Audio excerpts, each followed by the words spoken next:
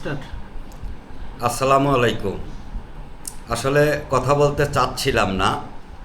গত 2-3 দিন ধরে জিসান অপহরণ নিয়ে জামাতের আমির, জামাত শিবির এবং তাদের দোসররা যেভাবে সরকারকে দায় চাপানোর একটা চেষ্টা করেছিল, যে গুম হয়েছে, নতুন করে বাংলাদেশে গুম শুরু হয়েছে।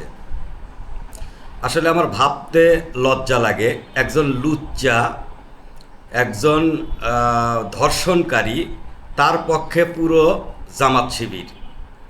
আসলে ওরা, ওদের হেন কোনো পাপ নাই যেটা ঢাকার জন্য ওরা চেষ্টা করে না। ওদের মন মানসিকতার এখন পর্যন্ত কোনো পরিবর্তন হয়নি।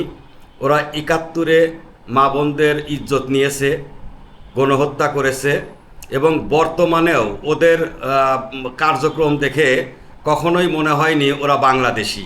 ওরা এখনও দেশবিরোধী ষড়যন্ত্রে লিপ্ত। আসলে জাতিকে সিদ্ধান্ত নিতে হবে এবং দ্রুত ওদেরকে বয়কটের ডাক দিতে হবে, কারণ ওদের অবস্থানটা এখনও জঙ্গিবাদ পোষণ করে।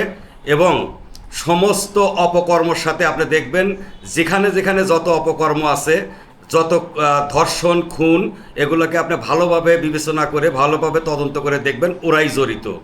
ওদের পরিকল্পনা অত্যন্ত ভয়াবহ এবং দেশের জন্য ক্ষতিকর। আমি প্রধানমন্ত্রীকেও বলবো এ বিষয়ে সচেতন থেকে দেশ চালানো, এবং জাতিকেও বলবো আপনাদের সময় এসেছে এখন জামাত শিবির এবং স্বাধীনতা বিরোধীদের বয়কট করা। ভালো থাকবেন সবাই।